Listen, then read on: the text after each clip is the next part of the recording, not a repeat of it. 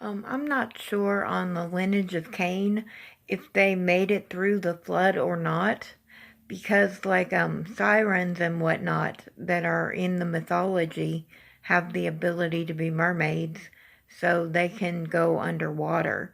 Um, it could be that some of Cain's sons actually had the ability to go underwater, um, because they seem to have made it out past Noah's flood.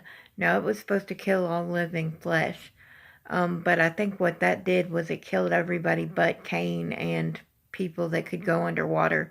And I'm thinking maybe they had ways to build boats too back then.